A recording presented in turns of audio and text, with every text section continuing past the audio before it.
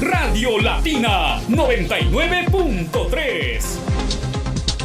Proseguimos con más información a través del rotativo del aire de Radio Latina. Bien, y se va pues intensificando mucho más esta campaña política que ya nos tiene muy cercanos a este 12 de abril. Tenemos que estar muy bien preparados, imbuidos y también con bastante conocimiento de las candidaturas para en sí ir evaluando mucho también de las propuestas, planes y alternativas que brindan hacia el país. Y mucho más cuando decimos desde el Congreso de la República, porque ahí parten muchas de las iniciativas, proyectos de ley, se va intensificando mucho de lo que va a regir en solución también a la problemática que existe a nivel país. Y dentro de ello vamos a ir conociendo también más candidaturas. En esta oportunidad estamos con Martín Salas, quien va como candidato a senador nacional por el partido político Alianza para el Progreso, APP. Va con el número 9 y para nosotros es sumamente importante porque es un ex fiscal supremo anticorrupción y vamos a hablar sobre mucha de la normatividad y leyes que efectivamente existen en nuestro país. Doctor Martín Salas, muy buenos días, bienvenido a Radio Latina. Muy buenos días, gracias por la invitación. De antemano un saludo a todos tus escuchas. Para nosotros resulta muy interesante, doctor Martín Salas, conocer cuáles son las alternativas que tiene. Como hombre de leyes, definitivamente siempre se ha señalado que es muy garantista las leyes que efectivamente de lucha contra la criminalidad. Ha habido algunos tipos de iniciativas, ha habido cambios, reformulaciones, se habla también de un manejo que existiría dentro del Poder Judicial, el Ministerio Público, entes que antes no estaban tan politizados, pero definitivamente se vive estos momentos. Pero ¿cómo ver un panorama del Congreso de la República que podría reformular mucho más, no solamente el sistema judicial, sino aspectos que efectivamente favorezcan y luchen fehacientemente contra la criminalidad? Mira, nos encontramos en una coyuntura bien complicada en el Perú, una coyuntura política muy complicada porque hemos visto pues que la actuación del Congreso saliente, a quien ya le queda algunos meses para despedirlo, no ha sido muy óptima para el desarrollo del país, empezando por los grandes cuestionamientos que tienen los parlamentarios de ahora, vinculados a casos de gran corrupción, de lavado de activos y otros delitos, ¿no? De índole totalmente aberrante, como violaciones sexuales, etcétera. Con un parlamento así se ha hecho evidente pues la actuación congresal para la dación normativa que ha debilitado la lucha contra el crimen organizado, buscando evidentemente su propio blindaje ante la Administración de Justicia. Un Congreso que en mayoría no solamente ha dado leyes pro crímenes, sino también ha nombrado miembros del Tribunal Constitucional a la medida de los intereses de este sector congresal cuestionado, así como otras autoridades, Defensoría del Pueblo, quienes tuvieron a su cargo la comisión para nombrar a los miembros de la Junta Nacional de Justicia. Entonces ha habido un copamiento casi absoluto de la estructura del Estado por parte de estos personajes que en su mayoría nos gobiernan desde el Congreso y que han copado ya parte de la Administración de Justicia, ¿no? Han logrado reincorporar a investigados por gran corrupción en la Fiscalía de la Nación, ¿no? Tenemos una Junta de Fiscales Supremos donde la mayoría son investigados de los cuellos blancos o cuestionados como presuntos integrantes de organizaciones criminales, cabecillas, etcétera. Esa es la situación del Perú. Entonces, hay que establecer la diferencia entre lo que va a suceder ahora con un Congreso bicameral. Tenemos una Cámara de Diputados y una Cámara de Senadores que se nos viene ya a puertas de ser elegidos por el pueblo peruano. La Cámara de Diputados va a tener similar participación que los congresistas de ahora en cuanto a su actuación funcional, con algunas limitaciones, porque ya va a tener una Cámara Alta de Senadores que es la que va a controlar el trabajo de esta Cámara de Diputados. Por ejemplo, si en la Cámara de Diputados se les ocurre sacar leyes pro crimen, pro blindaje, esto va a quedar solamente en un proyecto de ley porque va a ser elevado a la Cámara de Senadores, quien será el llamado por ley, por mandato constitucional, de aprobar estas leyes. Bajo esa situación, pues, y si el pueblo hace un voto informado, un voto inteligente y coloca buenos senadores, senadores pro patria, no pro crimen, senadores pro pueblo, no pro impunidad, en definitiva, el filtro va a ser grande porque esta Cámara de Senadores, bien elegida a través de un voto informado, no va a permitir que estos proyectos de leyes pro crimen prosperen y salgan al ámbito jurídico. En definitiva, lo que va a hacer la Cámara de Senadores luego de una evaluación correspondiente es simplemente, disculpen la simpleza de mi expresión, tirarlas al tacho porque son leyes que no le suman a la administración de justicia y la persecución contra la criminalidad organizada. De igual manera ocurre como se ha suscitado con este Congreso actual en cuanto a el desaforo de autoridades que venían haciendo bien las cosas. Hablo, por ejemplo, de la ex fiscal de la Nación, Delia Espinosa, ahora decana del Colegio de Abogados, quien inició pues una persecución implacable contra presuntos actos de corrupción política y en virtud de ello no vieron mejor forma que primero iniciarle una fiscalización en el Congreso para luego abrirle una investigación constitucional y finalmente desaforarla, destituirla, ¿no? E inhabilitarla para el ejercicio de cualquier cargo público. Eso tampoco lo va a poder hacer la Cámara de Diputados en este Congreso bicameral. Ellos van a fiscalizar a las autoridades, van a generar un informe, lo van a elevar a la Cámara de Senadores y el Senado va a ser quien le va a dar valor a ese informe para ver si inicia o no una investigación constitucional y si finalmente se sanciona al funcionario o autoridad que ha sido constitucionalmente fiscalizada por la Cámara de Diputados. Entonces ese filtro lo tiene la Cámara de Senadores. Por eso es importante que el pueblo peruano sepa elegir bien a sus gobernantes. Trabajo como senador, en primer término, si el pueblo le otorga la confianza a Martín Salas, quien, como tú lo has dicho, postula al Senado Nacional por la A con el número 9, en definitiva es auditar el trabajo de los congresistas salientes para ver en qué situaciones realmente han golpeado el Estado social y democrático de derecho, sacando no solamente las leyes pro crimen, sino blindando personalidades, sacando leyes en contra del pueblo y a favor de los grupos de poder.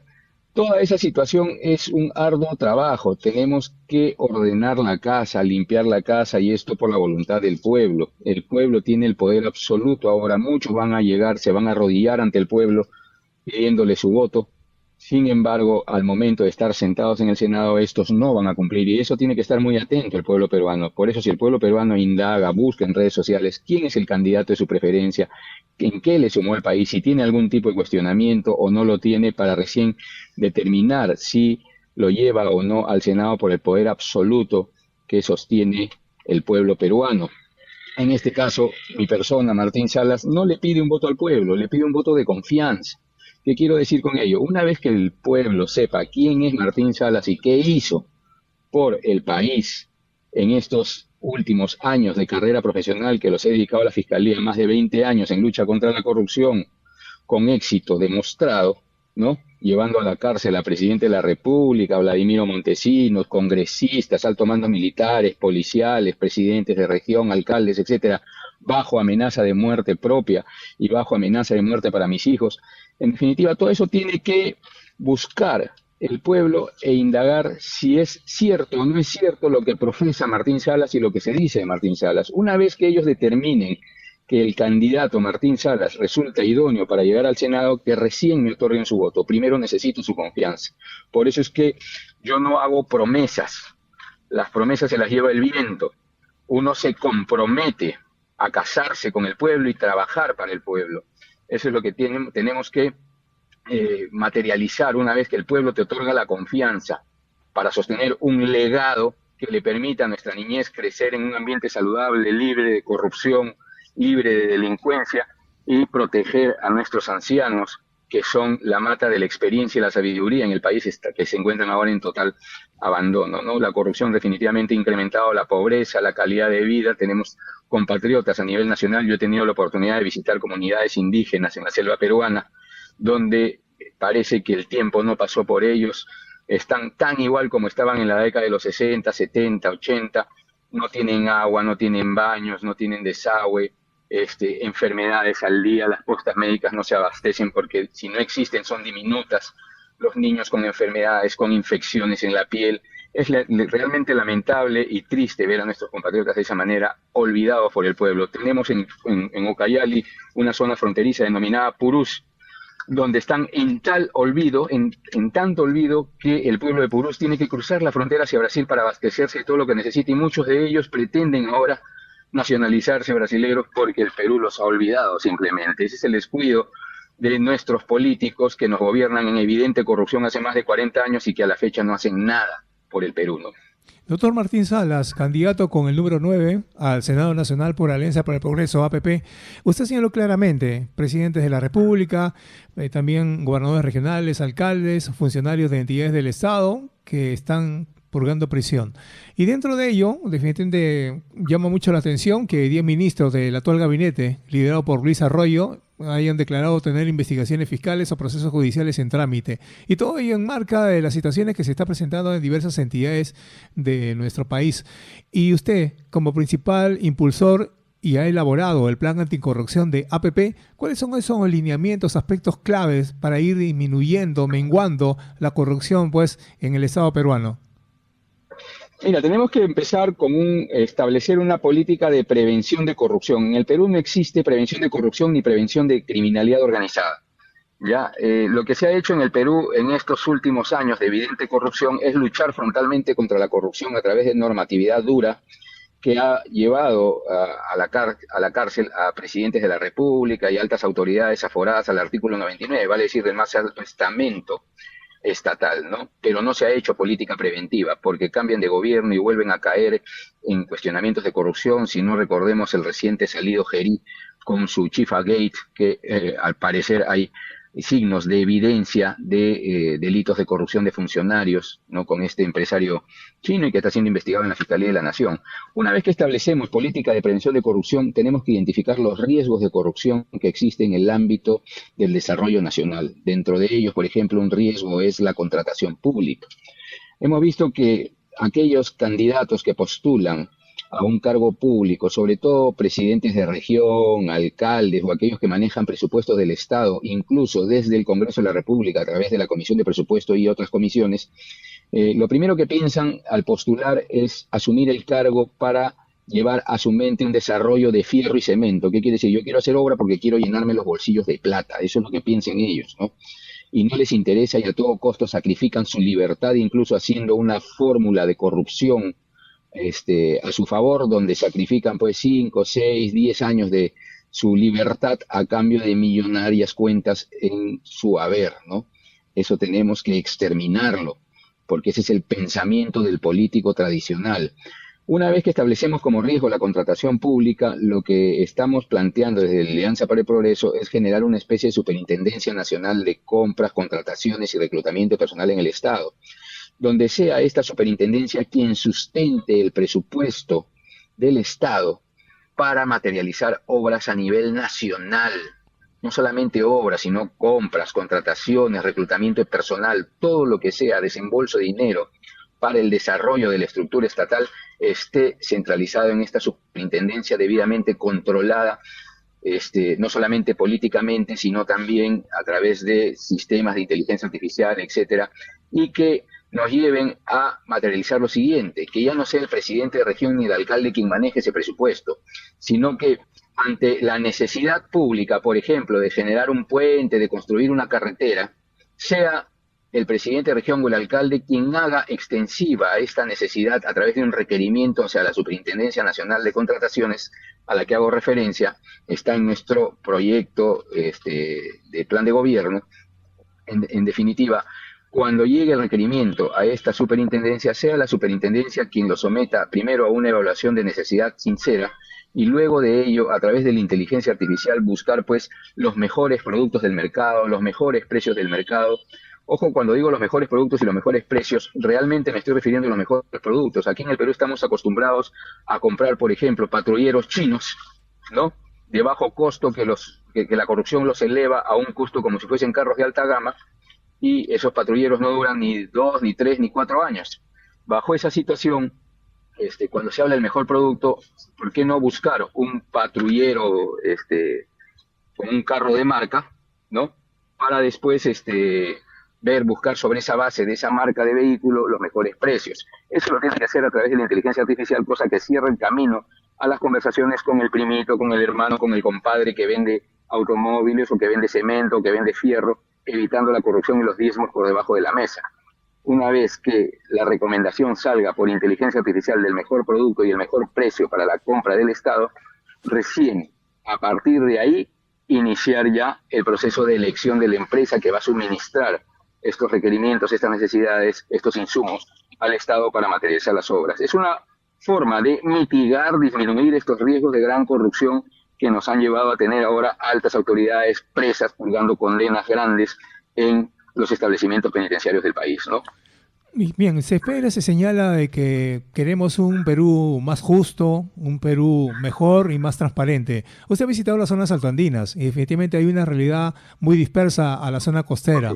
Dentro de ello, y principalmente dentro de llegar al Senado, y que creo que usted va a tener una amplia decisión y también de poder llegar a evaluar, modificar o aprobar muchos de los proyectos de ley de la Cámara de Diputados, efectivamente, cómo trabajar fehacientemente para cambiar la realidad de nuestra serranía, que no haya esa migración, que efectivamente en su zona de influencia, en su ámbito, en su propio lugar y su espacio, haya un mayor desarrollo de nuestro país que siempre está tan lejano y se señala pues que hay por la geografía que se vive, por la realidad y los aspectos que hay, definitivamente se mantiene un relegado toda esa familia y comunidades campesinas.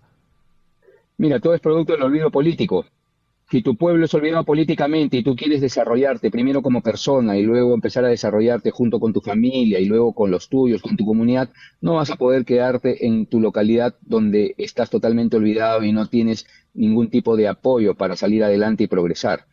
Bajo esa situación es que se materializa pues la migración, tanto interna, ¿no? Sobre todo interna, ¿no? O también la fuga de buenos elementos peruanos hacia el exterior, ¿no? El desinterés político ha hecho de que esta migración en algunas oportunidades genere el abandono de las propias localidades y con eso se incremente la pobreza también. Acá tenemos que ver y ubicar cada zona geográfica de nuestro país para cubrir las necesidades de ellos. Por ejemplo, las zonas altoandinas tienen que ver mucho con la pesca, tienen que ver mucho con la agricultura, al igual que la selva peruana, ¿no? Las zonas agrícolas de la costa. No es posible, pues, que un kilo de arroz traído de la China de baja calidad cueste muchísimo menos del extraordinario arroz peruano que producen nuestros agricultores. ¿Por qué permitir eso? Eso rompe el desarrollo de nuestros agricultores. Estamos materializando maltrato a nuestra gente, no solamente el agricultor, el pescador que se amanece desde las 3 de la mañana metido en alta mar tratando de sacar pescados en pesca artesanal para luego ser desalojados por estas grandes embarcaciones de industria pesquera que ni siquiera son nacionales, son extranjeras que vienen a depredar nuestro mar. Eso está fuera de control. ¿Por qué no generar industria en el Perú? Si el Perú tiene dinero, en el Perú hay plata, señores. La corrupción se lleva 25.000 millones de soles al año. Nuestros niños en la zona altandina se mueren con el friaje, nuestros ancianos totalmente maltratados, congelados. En la selva peruana las infecciones, las bacterias, los virus. En realidad son hijos abandonados de nuestro país por culpa de la gran corrupción. Yo siempre le atribuyo todo a la gran corrupción porque conozco ese cáncer desde adentro. He luchado y he combatido contra él y sé qué tanto daño le hace al país, ¿no? Por la corrupción se incrementa la pobreza, por la corrupción el pedófilo termina libre, por la corrupción se generan el abuso de los grupos de poder en el Perú, en fin, todo lo malo que le ocurre al país guarda relación con la corrupción. Por eso es que tenemos la criminalidad organizada, está generada por la corrupción. La inseguridad generada por la corrupción. Al político le conviene que el ciudadano de a pie se levante, prende el noticiero y vea que mataron al mototaxista, que mataron al chofer de la combi, al transportista. ¿Por qué le conviene al político tradicional eso? Porque mientras el pueblo se distrae temeroso y no quiere salir de su casa, no quiere tomar un micro, un colectivo, porque tiene miedo de que le caiga una bala perdida, el político continúa robando y distrae a la opinión pública. Si no prende las noticias y mira cómo es que se venden los acontecimientos nefastos que pasan y que sangran nuestras calles, ¿no? Todo eso hay que trabajarlo y estructurarlo. No podemos dejar a nuestro pueblo en el olvido. Mi solidaridad con aquellas zonas que la naturaleza está ocasionando desastres y que lamentablemente el político de ahora no ha podido atender. ¿Por qué? Porque tampoco tienen una política de prevención de desastres, ¿no?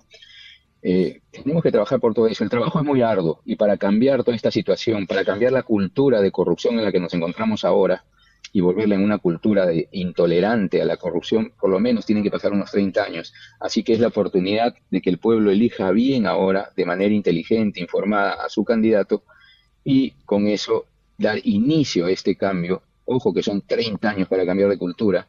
Solo así vamos a poder desarrollarnos y a poder sacar adelante a toda esa niñez que espera algo bueno de la política peruana para ellos, ¿no? Y finalmente, doctor Martín Salas, ¿qué diría pues al elector que tiene ya ese poder de decisión este 12 de abril de llegar a las urnas y elegir, que ese deber que principalmente nos confiere pues en el momento que vivimos de democracia y que tiene a usted como candidato a senador nacional con el número 9 por Alianza por el Progreso? En definitiva, y lo repito, lo he dicho antes también, ¿no? Martín Salas no pide un voto, Martín Salas pide la confianza del pueblo. Una vez que el pueblo me otorgue su confianza, luego de haber indagado en redes sociales y en diversos medios quién es Martín Salas y genere total convicción en el pueblo peruano de que Martín Salas durante más de 20 años le hizo un bien al país luchando contra la corrupción, recién ahí me otorguen su voto. Primero les pido su confianza. No voten por mí si no confían en mí, si creen que soy demagogo, si creen que soy palabreador. Busquen las referencias de quién es Martín Salas. Una vez que lo decidan, busquen en el padrón electoral la A de Alianza para el Progreso, Senado Nacional, número 9. Cuando ustedes escriban el número 9 del goleador anticorrupción, relacionándolo con el fútbol peruano, ¿no? Recién ahí voy a poder empezar a trabajar para ustedes desde el Senado de la República, ¿no? Por favor, infórmense, les ruego, no permitamos que la corrupción se recicle, y cuando hablo de corrupción hablo de todos los partidos políticos, sin exclusión alguna. Busquen bien a sus candidatos, porque hay muy buenos candidatos que muchas veces pasan desapercibidos, ¿no? Así que, pueblo peruano, este 12 de abril, luego de indagar y otorgarme la confianza, voy con el número 9 al Senado Nacional por la A. Muchas gracias. Encantado, gracias.